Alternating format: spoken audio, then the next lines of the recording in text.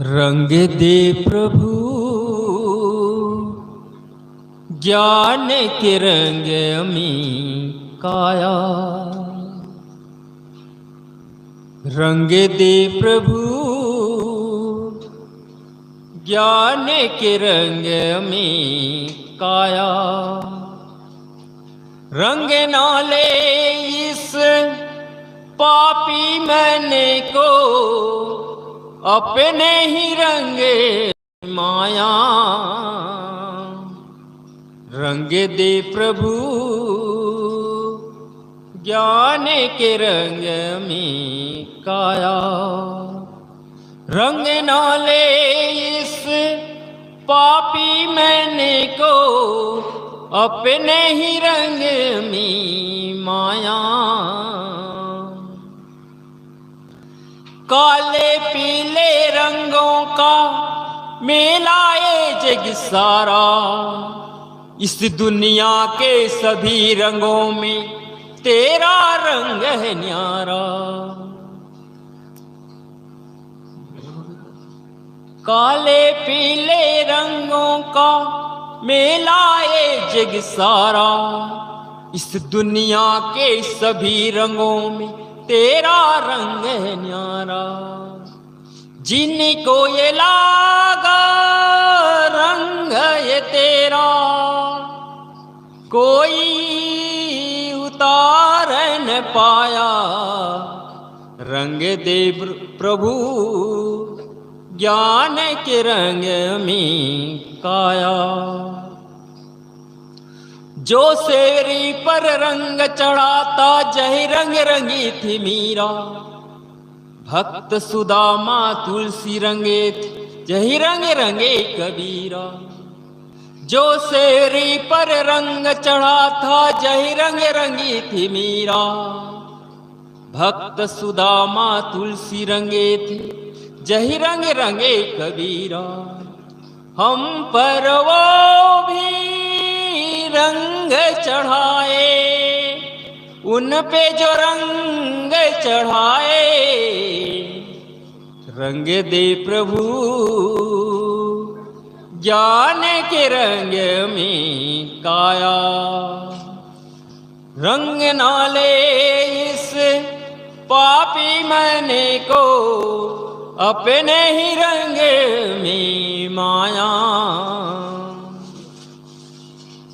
हम क्या जाने भक्ति रंग में मन कैसे रंग पाए। रंग पाएगा इस रंग में मन जब तो रंग चढ़ाए। हम क्या जाने भक्ति रंग में मन कैसे रंग पाए। रंग पाएगा इस रंग में मन जब तो रंग चढ़ाए। हम में निर्धन है हम पर करे ना अपनी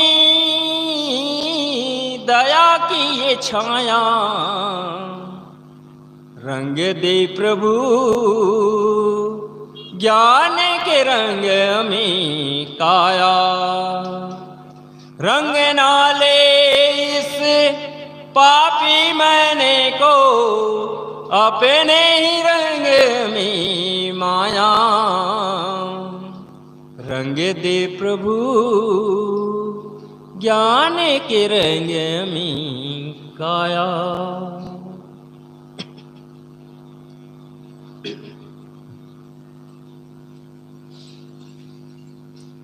सदगुरु कबीर साहब जी ने कहा है,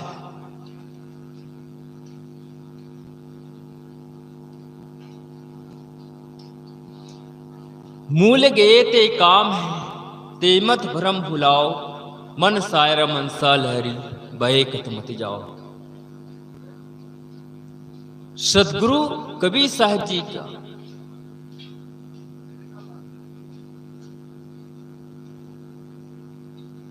यह जबरदस्त क्रांतिकारी विचार है। मूल गए ते काम है ते मत भ्रम भुलाओ। मन सायर मनसा लहरी बहे कत मत जाओ। सदगुरु कबीर साहब जी 120 वर्ष की आयु में अपना शरीर छोड़ा है। जीवन भर मानव की सेवा की है। सदैव काशी लहरतारा के बीच चौराहों में कहते रहे। उसकी एक कहने का रिवाज बन गया। इसलिए जहां भी आप सुनते हैं तो सदगुरु कबीर साहब जी ने कहा है। और इतने विशाल हृदय जिसके सामने हिमालय जैसे पर्वत भी छोटा पड़ जाता है, उस समय काशी में पंडितों की नगरी, पंडितों की बोलबाला, उसके बीच अपनी वाणी को रखते हैं, अपने विचार को रखते हैं। दुई जगदीश कहां से आया, कहो कौने बर आया, अल्लाह राम करीमा केशव हरि हजरत नाम धराया। गहना एक कनकते गहना यामे भाव न दूजा, कहन सुनन कर दुई कर थापे एक निमाज एक पूजा। किसी के हृदय में ऐसा कहने की कोई ताकत ही नहीं है। हम हिंदू होते हैं, लेकिन हिंदू के या मंदिर में जाकर के आप कह दो कि ये पत्थर है, इसे पूजा करने से कोई मतलब नहीं है, लेकिन कह नहीं सकते, कहने की हिम्मत नहीं है। लेकिन सदगुरु कबीर साहब जी केवल इस बात को नहीं है, उसने मुसलमानों को भी फटकारते हैं।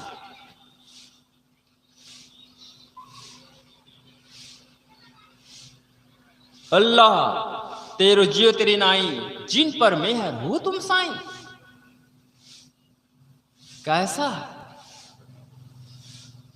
सदगुरु कबीर साहब जी सच्चाई को पकड़ने की कोशिश करते हैं। अपनी सच्चाई, अपनी मूल स्थिति को पकड़ने के लिए कहते हैं। हम जीवन जीते हैं, लेकिन अपने मूल आधार को क्या हम समझते हैं कि हमारा मूल क्या है?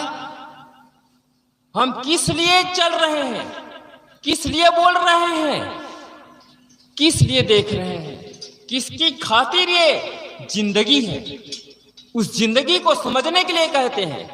सदगुरु कबीर साहब जी इसी बात को लेकर कह रहे हैं, मूल गए ते काम है ते मत भरम भुलाओ।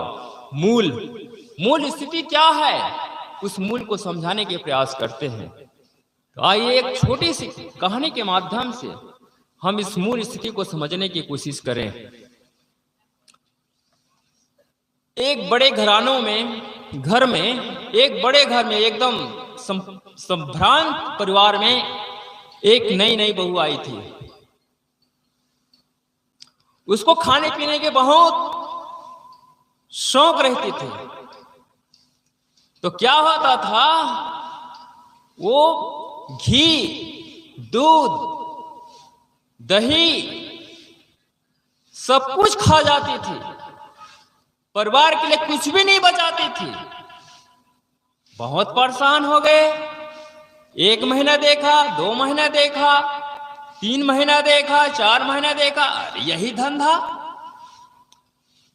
सास को समझ में नहीं आई। एक बार बोल पड़ी कि ये काम मत करिए, कुछ परिवार के लिए रहम करिए। उसने कहा मेरी आदत है, मैं खा जाती हूं। उसके ससुर भी समझाने लगा, चलो नई बहू है, कुछ तो गड़बड़ हो जाती है। उसने भी समझाया, तो भी उसको समझ में नहीं आया। उसके देवर भी समझाए, देखो भाभी, हम लोग परिवार में एक साथ रहते हैं प्रेम से, कुछ खाने पीने पर कंट्रोल करो। दूध घी जो है अकेले खाने की चीज नहीं है। उसने कहा ठीक है, मैं तो खाती ही हूं। खाने लगी। ननद भी समझाई, फिर भी नहीं समझ में आई। उसके पति तो बिल्कुल समझाए कि देखो ऐसा नहीं करना चाहिए, फिर भी समझ में नहीं आया। अब सास क्या करती है? अब बहू मैंने प्रेम में किसी प्रकार की कमी नहीं थी, केवल खाने पीने में एक प्रकार से स्वार्थ भाव आ गई थी बहू में। तो सास ने सोचा चलो भाई कुछ तो करना चाहिए समझाने के लिए। उसने सभी पड़ोसियों के सास को बुलाकर अपने बहू को समझाने की बात करती है कि मेरी बहू को समझा दो, ऐसी ऐसी बात है। उन सभी सासों में से एक सास पड़ोसी सास कहती है कि बहू इस प्रकार से क्यों करती हो? अरे इतने बड़े संभ्रांत परिवार है, मिलजुल कर खाना चाहिए, ऐसा क्यों करती है? तो बहू कहती है कि मेरी आदत है, मैं घर में रहती थी मैके में तो भी खाती थी, यहां भी हूं तो यहां भी खा रही हूं। तो ये बताओ क्या सास आपको पसंद नहीं है? वो बहू कहती है सास मेरी माँ की तरह है, बहुत प्यार देती है। तो क्या ससुर ठीक नहीं है? ससुर तो एकदम पिता की तरह है। तो क्या ननद ठीक नहीं है? ननद तो मेरी सहेली है, मैं इतना प्यार करती हूं उनसे कि लगता नहीं है कि मेरे ननद है, वो मेरी बहन है। क्या देवर भी ठीक नहीं है? देवर तो मेरे भाई है, मुझसे भला कैसे मैं द्वेष करूंगी? फिर कहते हैं क्या पति आपको ठीक नहीं है? पति तो देवता है, तो किस बात की कमी है? तो उसने कहती है कि मेरे को खाने की आदत है, मैं खा लेती हूं। तो सास ने उसके सभी पुरुषों के सास ने एक स्वर में कहती है कि देखो बहू, दूध, घी, दही और मठा, इस चार तत्वों में कम से कम पर आप एक चीज लीजिए और पूरा के पूरा परिवार के लिए बचा दीजिए।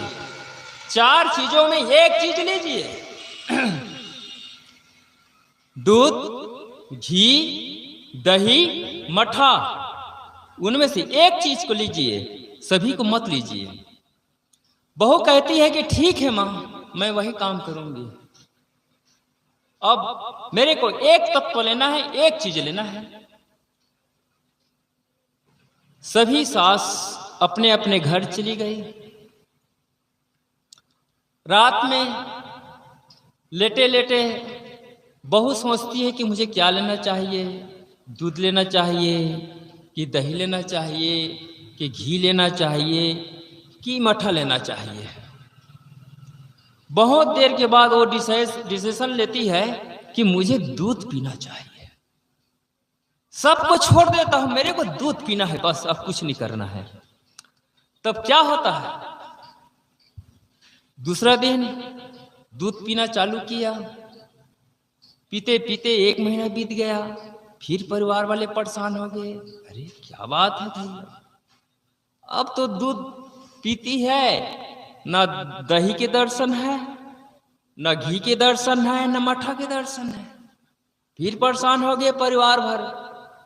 फिर एक बार फिर उसने कोशिश किए कि चलो एक बार और पड़ोसियों के सास को बुला लेना चाहिए समझाने के लिए। तो वैसे ही सभी पड़ोसियों के सास को बुलाकर उसने कहा कि मेरे बहू को समझा दो। तो उनमें से एक सास कहती है कि अभी तो हम समझा कर गई थी, पूछ लेते हैं क्या बात है। बहू को बुलाती है और पूछते हैं कि क्यों बहू, नियम का पालन तो कर रही हो ना? हाँ मां, नियम का पालन कर रही हूं, केवल दूध लेती हूं मैं, और कुछ तो नहीं लेती। तो सभी का मुंह बंद हो गई, जितने भी सास थे सभी ने कहा एक स्वर में, बहू तो नियम का पालन कर रही है, वो तो एक तत्व लेती है, उसको हम नहीं समझा सकते, वो अपने नियम का पालन कर रही है। कहने के तात्पर्य है, दूध से ही दही बनता है, उसके बाद घी बनता है, उसके बाद मट्ठा बनता है। चारों तत्व दूध में समाहित है। अब इसमें क्या कहना, एक तत्व से चार तत्व बनता है। उसी प्रकार से हमारे जीवन में सुख विश्रांति हेतु मूल आत्मा है, जीव है, सोल है। उस दृष्टिकोण को समझने की कोशिश करना चाहिए। हम लोग अपने मूल स्थिति को समझ नहीं पाते हैं, अपने अस्तित्व को नहीं समझ पाते हैं। इस बात को समझने की कोशिश करें। सुख शांति कहाँ है, विश्रांति की जगह कहाँ है, उस स्थिति को समझने की कोशिश करना चाहिए। हमें आत्मा को समझने की कोशिश करें। हम लोग आत्मा को नहीं समझते हैं, अपने जीव को नहीं समझते, अपने मूल को, अपने आप को नहीं समझ पा रहे हैं और बड़ी बड़ी बातें करते हैं। हम लोग कहाँ रिझ रहे हैं, रिझते कहाँ हैं? संसार में भयभीत है, जिंदगी का कोई वास्ता नहीं है। किस लिए जी रहे हैं, किसके लिए जी रहे हैं, कोई समझ नहीं है। इस बात को समझने की कोशिश करना चाहिए। अपने यथार्थ भाव क्या है, किसका कल्याण होता है? शरीर का कल्याण होता है कि जीव का कल्याण होता है? किसमें कल्याण होता है? इस बात को नहीं समझ पाते हैं। और सारी प्रक्रिया जितने भी सदगुरु कबीर साहब जी कह रहे जी पर है। राम कहा है तो जी पर ही कहा है। राम ही राम पुकार दे, जिभ्या पर गौ रोज, सुधा जल पीवे ने खुद पीवन की होश। उसने खंडन भी किया है, मंडन भी किया है। सुमरन करूं राम का, काल गए केस, ना जाने कब मारे हैं, क्या घर क्या परदेश। कौन से राम को कहते हैं? ये अंतरात्मा है, आत्मा है, उसको कहते हैं। जीव का नाम उसने राम रखा है। राम इसलिए रखा है कि उसके जमाने में राम शब्द का प्रयोग बहुत बड़ा था। राम राम रटते थे, माला जपते थे राम राम। इसलिए देखा कि इस मनुष्यों का मूल पॉइंट जो है राम ही राम है, तो उसने राम नाम शब्द दिया, आत्मा को राम नाम दिया। उसी के इशारे में सारा काम किया। जी बिना जी बांचे नहीं, जीव का जीव आधार। पंडित करहु विचार, पंडितों को कहते थे, अरे जी पर तो विचार करो, क्या पंडित हो? पंडित किस लिए पंडित है? वेद शास्त्र रामायण गीता भागवत इसी का पंडित है, और कोई पंडित नहीं है? क्या आत्मा की ज्ञान नहीं है? पोथी पढ़ पढ़ जगमुआ पंडित भया न कोई, ढाई अक्षर प्रेम का पढ़े से पंडित हो। ये ढाई अक्षर क्या है? सत्य है, आत्मा। इसी को उसने समझा रहे हैं। आत्मज्ञान बहुत बड़ी बात है। मनुष्य जो जीने के लिए रोटी रोजी कमा लेते हैं, लेकिन आत्मज्ञान के अभाव में सारी जिंदगी भर दुखी रहते हैं। कहीं न कहीं ढंग से सभी को कुछ न कुछ अभाव है। करोड़पति को भी अभाव है, एक झोपड़पट्टी को भी अभाव है। उस अभाव को कभी जिंदगी भर पूरी नहीं कर सकते हैं। बिल्कुल, जिसके पास ना अरबपति कहते हैं ना, उसके बाद पास भी कमी है। चैन से बैठ नहीं पा रहे हैं, सुख से खा नहीं पा रहे हैं, सुख से व्यवहार नहीं कर पा रहे हैं, प्रेम से। परिवार में कलह है। क्यों? क्योंकि समझदारी नहीं है। आत्मज्ञान के अभाव में दर दर भटक रहे हैं। आज एक भागवत चल पड़ा है। क्या है? सी में एक लोटा पानी डाल देंगे ना तो आपके मनोकामना पूरा हो जाएगा। ऐसा कहने वाले मिल रहे हैं और लोग उसी में रिझ रहे हैं। उसमें भी कबीरपंथी लोग शामिल हैं। देखो क्या ज्ञान लेते हैं कबीर साहब जी से, समझ में नहीं आता। कहां खो जाते हैं विवेक विचार, कोई समझ में नहीं आता, और कहते हैं हम कबीरपंथी हैं। इसलिए कबीर साहब जी को कहना पड़ा, सिर मो ढाए ढोकली सींचे और क्यारी। है कबीर के नाम पर तो जी रहे हैं, लेकिन दूसरे की क्यारी को सींच रहे हैं। कबीर साहब जी की क्यारी को नहीं सींचते हैं, दूसरे मतपंथ की क्यारी को सींच रहे हैं कि एक लोटा जल चढ़ा दो और मेरे मनोकामना पूरा हो जाएगा। वो मनोकामना पता नहीं कि क्या चीज है, होश नहीं है, जीने का ढंग नहीं है। कबीरपंथी होकर के हम कबीरपंथी को कैसे समझाएं? बहुत बड़ी बात है ये। हम कबीरपंथी होते हैं और कबीर के सिद्धांत पता नहीं कहां गया, घुल मिल गए हैं, अपनी स्थिति को नहीं समझ पाते हैं। इसलिए कहते हैं कि थोड़ा से समझदारी का रखें। अपनी मूल पॉइंट क्या है? मूल गए थे काम है ते मत भरम भुलाओ, मन सारे दी बहे कदम मत जाओ। अरे अपने मूल को पकड़ लो। मूल है आत्मा है, आत्मा ही परमात्मा है, आत्मा ही गॉड है, आत्मा ही खुदा है, और कहीं नहीं संसार में। अपने भीतर विश्रांति, उसको टटोलने की कोशिश करिए। हम लोग करने की कोशिश नहीं करते हैं, कभी अपने आप को समझने की कोशिश नहीं किए हैं। साधु संत भी क्या है, भेष लगा लिया, मुड़मुड़ा लिया, हो गए साधु। क्या है आजकल साधु होने में? लेकिन साधु को भी बेईमान है, कहां रास्ता चलना है कोई हिसाब नहीं है। इधर उधर की बातें करेंगे, अपनी स्थिति को अपने जेब खर्चा के लिए पैसा कमा रहे हैं। इस प्रकार से होना नहीं चाहिए। अपनी साधना में जिंदगी को समझना चाहिए। साधना क्या चीज है, भजन क्या चीज है, भक्ति क्या चीज है, इसके बारे में ज्ञान नहीं होने के कारण भटकने का अतिरिक्त कुछ नहीं है। इसी आत्मा को लेकर के आज दर दर भटक रहे हैं। एक जिज्ञासु जो है, आत्मज्ञान कहां होगा उसके बारे में खोज चल रहा है। आत्मज्ञान कहां मिलेगा? एक हमारे वैदिक ऋषि नारद मुनि, जब उसको सुना कि आत्मज्ञानी सुखी होते हैं, तो आत्मज्ञान कहां मिलेगा? उसने सनत कुमार के पास पहुंच जाते हैं और सनत कुमार के पास जाकर के दंडवत प्रार्थना करके यही कहते हैं कि भगवान मुझे आत्मज्ञान दीजिए। तो सनत कुमार ने देव ऋषि नारद को पूछते हैं कि नारद कहां तक पढ़े हैं? उसने कहता है मैं सब कुछ पढ़ लिया हूं। ये कहिए कि क्या चीज नहीं पढ़े हैं? उस समय निरुक्ति, छंद, अलंकार,